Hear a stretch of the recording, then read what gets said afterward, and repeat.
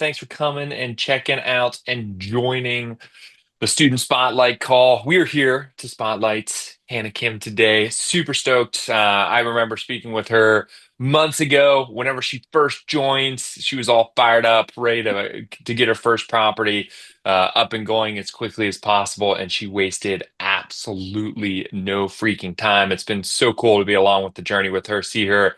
I Probably, Hannah, you're going to go down in history as the quickest person to buy, renovate, and refinance a property. You did it quicker than Really? I do it. So I remember I was jumping on one of our team group coaching calls with Tim. Hmm. I think it was Tim, and Tim was like, "Yeah, Hannah's already refinanced that." I'm like, "Didn't she just buy it like a month ago?" I don't know. So it was really cool to see you get through that process so quickly. But I don't want to steal too much of your thunder.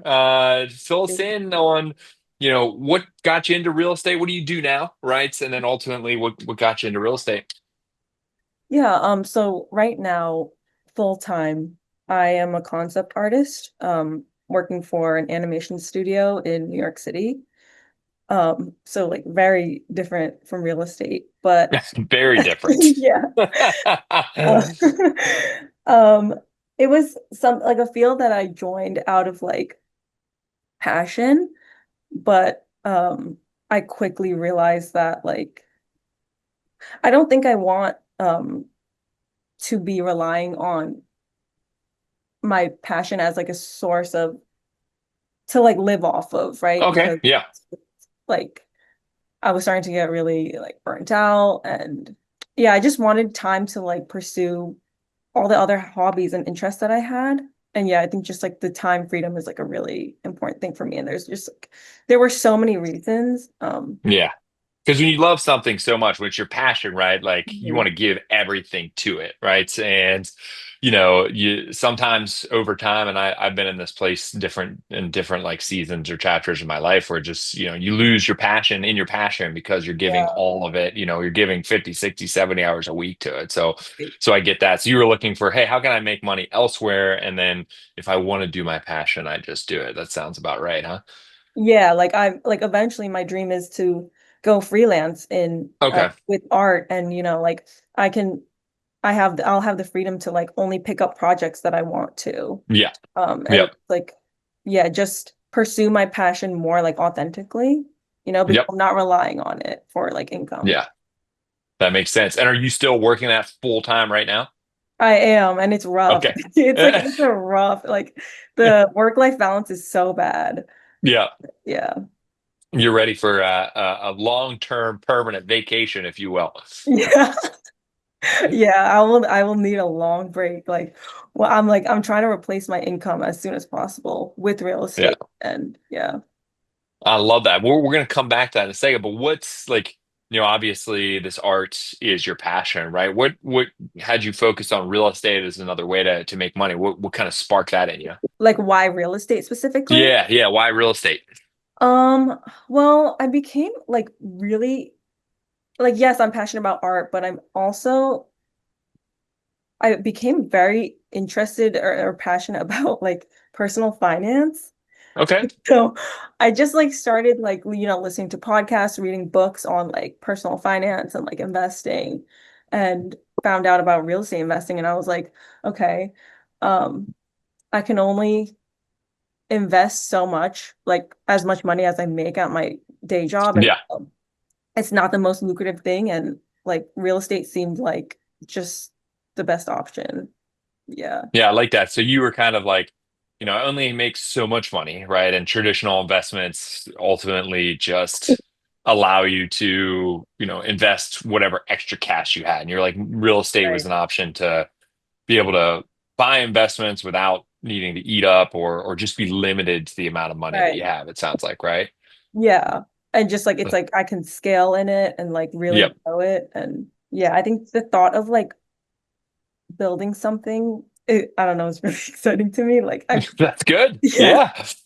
Why else would we do this if we're not, building a portfolio or building a Yeah. legacy, right? That's all we're doing is just building in one way, shape, or form or another. That's awesome. And, so you chose real estate. You're like, hey, this is the direction I'm going, Mhm. right? How did you wind up in Rental Property Pro, right? And I'm sure Mhm. you're probably going to say, John, I got in your algorithm and your ads drove me crazy. I don't know what the answer is to that, but how did you get here? Yeah, so I it did start popping up on my algorithm. And then Yep. um I saw like your boot camp Okay. and it was on a sale for like very cheap. And I was Yep. like, oh, it can't hurt. Like I should just see what it's about. Um $27 isn't going to yeah. hurt your wallet. Yeah. Exactly. Yep. And so I did it and I was like, whoa, this is like actually pretty interesting. Like I Yep. thought that that course like brought a lot of value. Love it. And I really wanted like the one-on-one mentorship that I would get with like the full like rental property pro program. And so I just took the leap and joined. Awesome. Well, I'm going to share this directly with my marketing company to show that they're doing a great job. So thank you very much. Yeah. And so you came in, you knew real estate was what you wanted to do. You got the one-on-one mentorship. Kind of talk us through how you went from do you live in LA, right? I live in New Jersey. Oh, New Jersey. Okay. So you live in New Jersey. How did we wind up buying our first house in Memphis, Tennessee? Kind of walk us through this whole thing and how you got to this point today. I saw that Memphis was a pretty popular market in this program. And there Hmm. were like a lot of connections with the coaches and just the program in general to Memphis. And so I was like, Yep. I think this is a safe market to start in. Like there's like a ton of great markets, but I was like, I think they're kind of interchangeable. So I was like, I'm just gonna go with the one that, I have a lot of connections to. Yep. So I um just like was on Bigger Pockets forums. Great. I found like a really great agent. I Um love that. yeah, and then I was like sending out offers, like several offers a week. And then I ended up, it was like the second property I actually offered on going under contract. I initially was outbid, but then that seller, They came back, right? Like you they you you came were back. in like second position, right? I remember that. Yep. Yeah. Like, yeah. And so I was like, okay, yeah. And then I closed, I used hard money lender. It was like 100% financing for purchase and rehab. Cool. Who did your hard money lending? Because that's I know everyone who's going to join this call is be like, did she say 100% financing? So go into a Mhm. little bit more detail there. Yeah, so I used Avalon Capital. They're like a local lender in In Memphis. Memphis, right? Yeah. Yep. Um, they were pretty expensive at like 5 points and 12% interest. But they Um, paid for it all. they did, yeah, I think that's pretty standard for like 100% financing. Yeah. Um, Yeah. mhm. And they were super like reliable and it was like a vendor of my agent, Oh, like a vendor great. connection. And so I was like, okay, I know it's expensive, but I just want to be like safe and Yep. like just go with the recommendation. Yeah. Because I'm sure with Avalon, right, if they're going to lend 100% of the purchase and 100% of the renovation, right, they're going to underwrite that deal as well too, right? So they're like your second set of eyes outside of all the coaches and all the Yeah, research you've done. They're also saying, yes, Hannah, that's a good deal, right? I'm sure they did that for you, right? they did, yeah. Cool. Cool. All right. Sorry for interrupting. Keep going. Um, yeah, and so I got it rehabbed. So I bought it for 67,000 Beautiful. and rehabbed it for like 45,000. Okay. Um, Great. And talk us through that. How'd you find a contractor? How did you get that whole thing started? yeah, so it was also a connection from my agent. Love this. He works with a contractor for like all of his deals and Yep.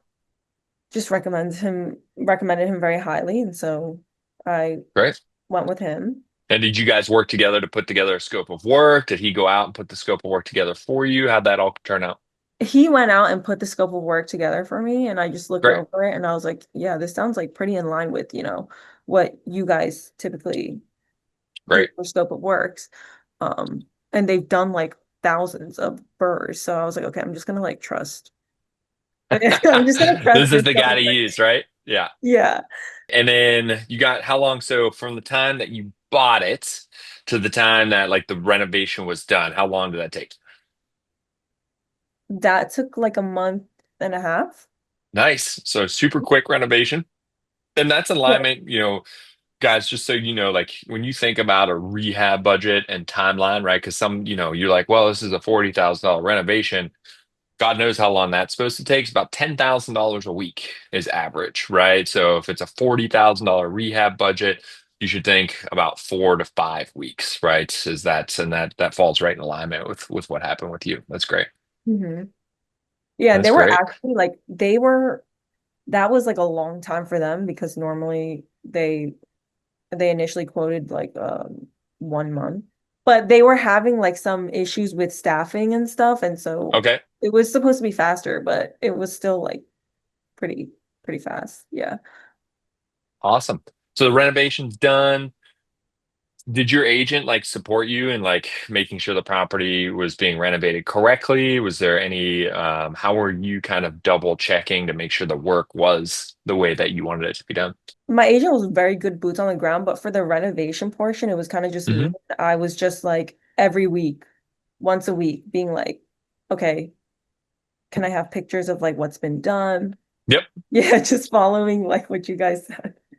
absolutely. We Yeah. want pictures, we want video. I want you to walk me through the whole house. I don't want these pictures of like really close up. Like, look, Yeah, this yeah. picture, I need full photos. Yep, Right. exactly. Yeah, they would send photos and then he even like, did a FaceTime walkthrough with me.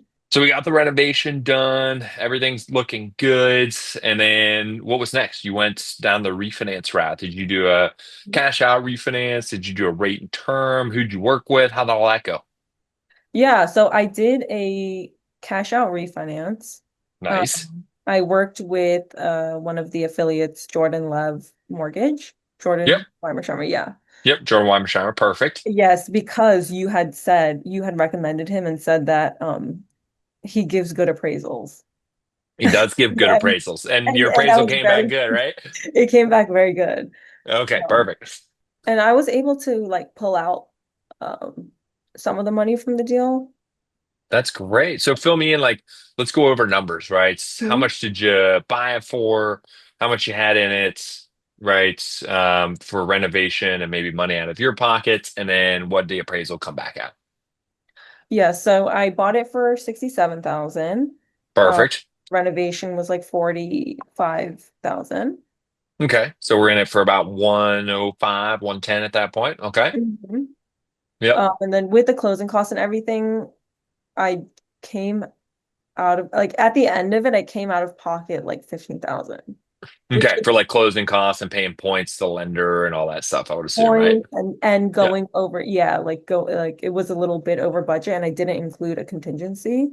Okay. Yep. But it appraised for 158,000. Beautiful. So you're all in at probably like what, 120, I would say, and it appraised for Mhm. 150. That's 158. awesome. 158. hmm Perfect. And then you did what, 75% loan to value? Yep. I think, Awesome. yeah, I think it was 75%. Yeah. Beautiful. So all in at around 120, appraised for 158. And how much money did you wind up like having to leave in the deal, if any? It was like around 15,000. Did you even put so you got some cash out, right? Yeah. So But I 158. only got like 3,000 out. You got Like 3,000 back. 3,000 back. Yeah. Okay. All right. Fair enough. And that makes sense because, right, guys, 75% of 158 grand, about $118,000, right? So at that point in time, you definitely left a little bit of money in the deal. But at the end of the day, it's way cheaper than if you would have put 20% down, right? If you would have put Definitely. 20% Yeah. down on $158,000, right, you would have been in the deal for essentially 30, 40 grand, right? Yeah. So, Which I yep, didn't have, honestly. yep, Uh, yep. and because it was my first deal, I was like, okay, my first deal, I don't need it to be a home run. Uh, Hmm. like I I kind of just want to like go through the process and like I love that. learn about it. And then my next one, I'm gonna be very picky and have like very high. It will have to be the perfect deal. Um, Yeah, you just had to prove concept to yourself, right? Like, hey, I could do this. It works, yeah, and then now you know exactly what you're looking for for those next time numbers, if you will, right? yeah. And I was like, I'm willing to leave like, like around like 13,000, 10,000. So Yeah. Okay. I love that. yeah. So, what was your biggest learning experience from soup to nuts going through this whole deal, refinancing out? Now it's with a property management team. What was like the biggest like learning experience you took away from that? I think the biggest learning experience was Tim says a lot like no one cares about your business as much as you. Yeah, And so right? yeah, and so I think I learned like um I think I mentioned this on one of the earlier calls, but some a reason that we went over budget on the rehab was because Hmm. scope of work, the contractor left out one of the bathrooms.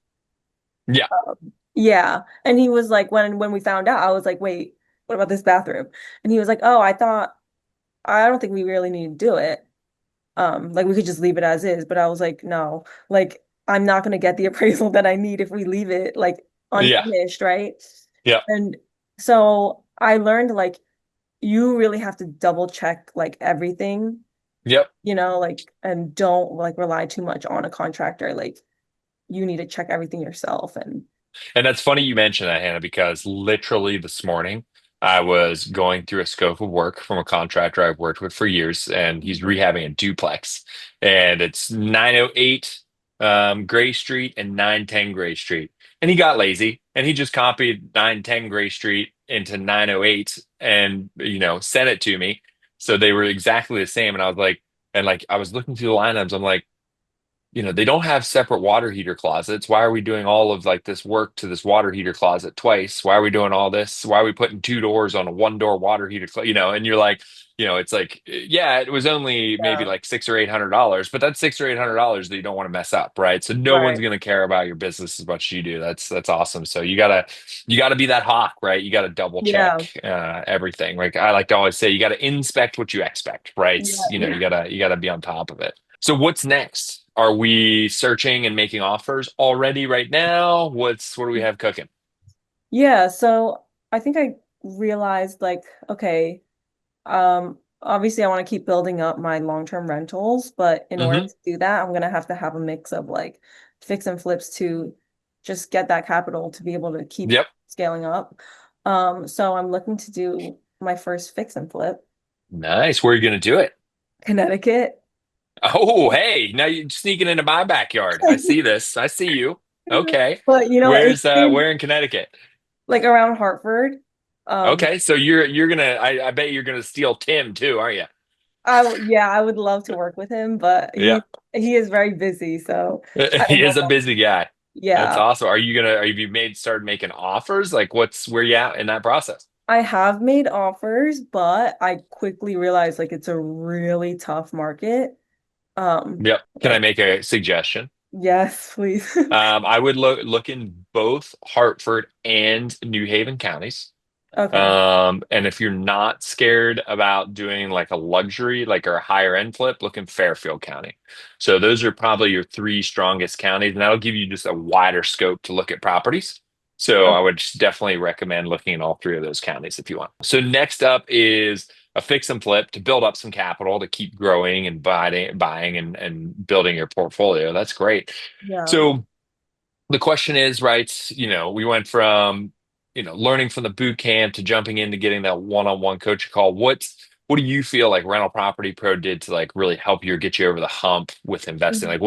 what was the thing that I guess influenced you the most from this training and coaching? I think just having the confidence, like was doing research for a while before I joined the course. I was reading books, Okay. but I was like, I don't have the confidence that I'm not going to mess it up. Um, Fair. and so having these coaches that will look over, like I know they won't let me do a bad deal. They'll look over Yeah. everything with me. And so I knew like, okay, I can take the step because I have someone like looking over my stuff.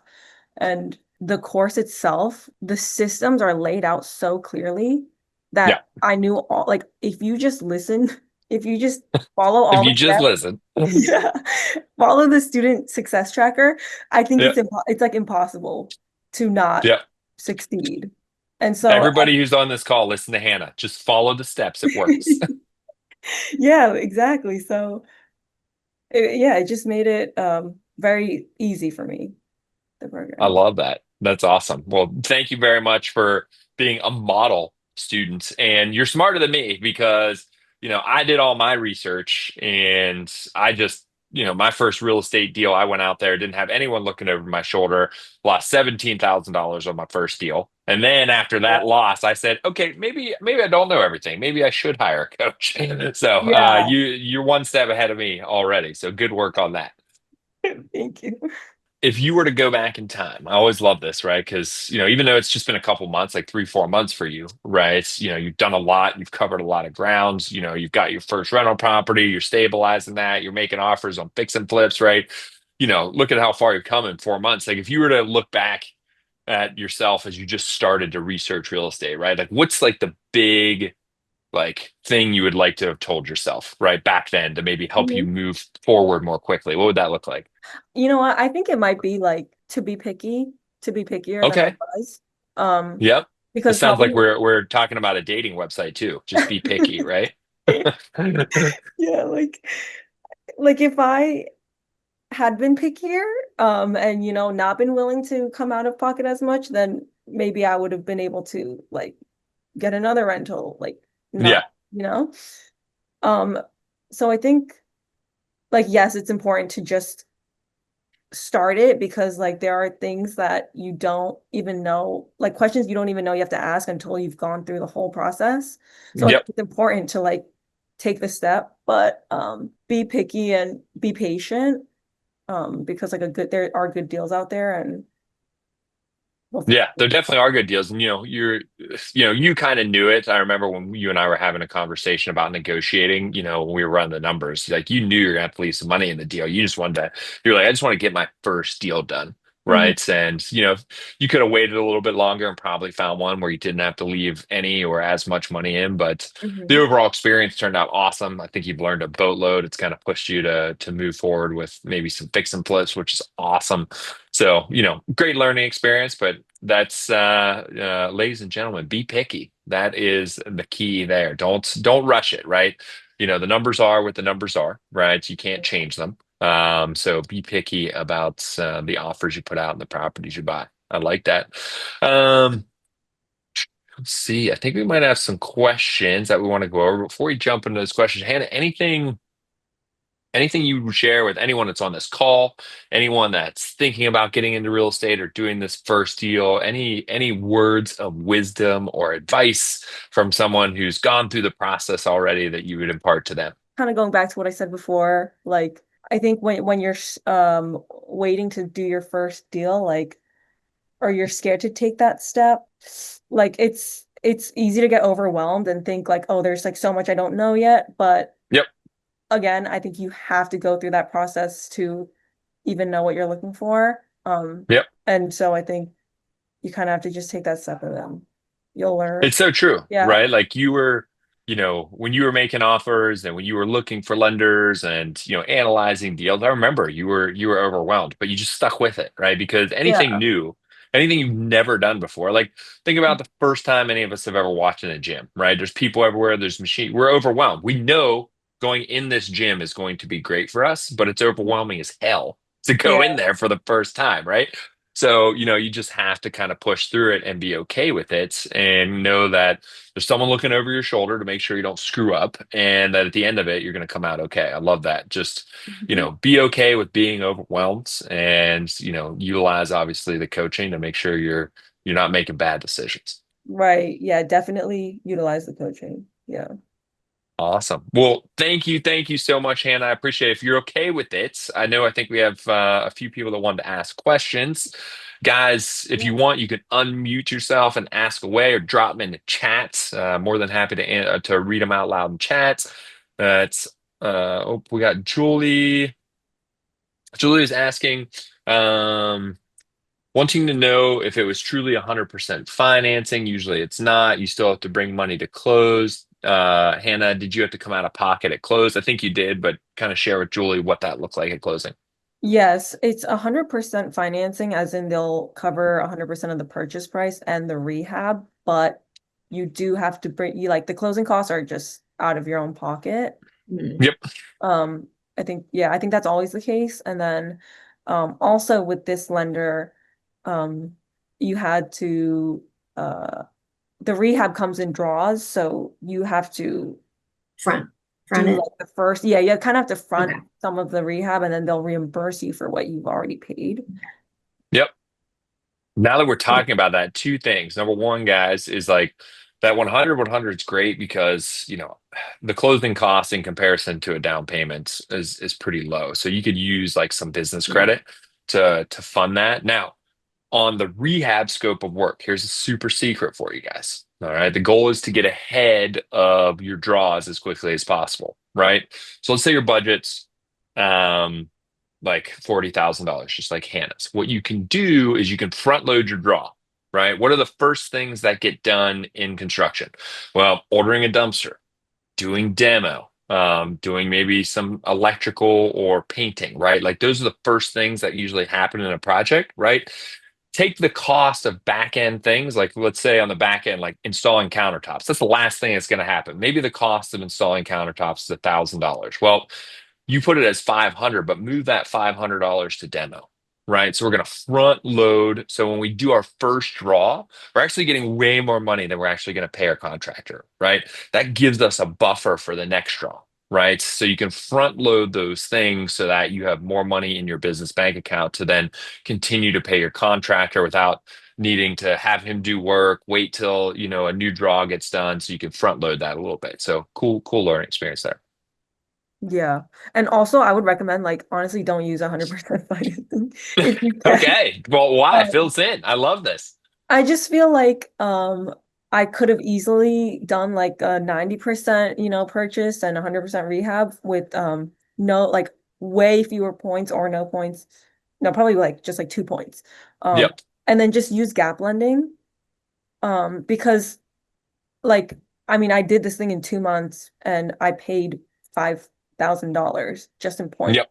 So like Tim always says, like the points kill you because no matter how fast you go, you still have to pay that money. Still got to pay him. Yep. Right. And if I had just done like the non 100% and paid fewer points, like I would have only paid 2 months of the 12% interest payments plus those like very few points. So I And you wouldn't left as much money in the deal too. Like that allows exactly. the deal to it allows you to get more money out of the deal. Yep. Exactly. So I know going forward, I won't be using 100% financing. I'm going to use gap lending. Yep. That's Mhm. awesome. Great insight on that, Hannah. Lance, you've also been talking to Avalon, been working with a realtor from Bigger Pockets. It sounds like Lance is just copying you. I love it. Did you have him do a walkthrough to see the property, or did you actually go to Memphis? Did you have an inspection? Did the realtor go out and do it? How'd you handle that, Hannah? I had the realtor walk through it, and then once we entered negotiations with the seller, we had the contractor go in and do the scope of work then. Um, Nice. no inspections, we just went with the contractor's inspection. Yep. Um, yeah, but I did not go to Memphis. Fair enough. I'm not, Did- I don't need to. Yeah, Yeah. yeah. I don't recommend it either. So I highly recommend just working from afar, whether it's through a property Yeah. inspector or a contractor. That's the best way to do it. Yeah, and like my agent is like, I think you need to have a boots on the ground, and that Yep. was my agent for me. So if you have one like that, then use him.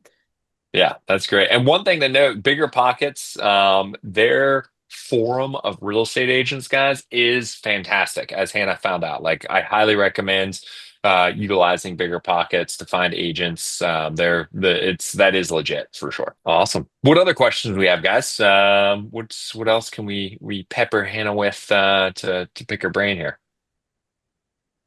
I saw Anything? Clementina asked if I would share the Oh GC yeah, share the weekend. GC. Yep. So like I don't know if I can like fully like recommend them because um what happened right after my project, they ended up firing the operations manager. So my literal like general contractor, they fired him. So I don't know how it's going to be going forward, but they were good when I worked with them. So they are Triumph Construction. My Okay. partner. Triumph Construction. Thank Triumph, you. Triumph Construction Services. I will look at them as well too. All right, guys. Doesn't look like we have any more questions. First and foremost, Hannah, I just want to say thank you for coming on and taking part in our student spotlight. Second of all, you have been a model student. You get uncomfortable and are okay with it. You have your coaching calls every single week. You're super coachable. You take chances, but you're always running your numbers. And we couldn't ask for just a better role model in the community. So thank you for going out there and doing such an amazing job. I can't wait to see you do your first fix and flip in Connecticut. As you know, it's my backyard. So whatever support you need in Connecticut, let me know. Happy to walk you through anything that you need in regards to fix and flips here. All right. Thank you. Thank you so Good much. job. Yeah. Congratulations, Hannah. We'll give her a golf clap, everybody. Great job, Hannah. And thank you very much for the time today, guys. Have a fantastic Friday and a safe weekend. And I'll see you guys all on Monday on our accountability call. See you guys later.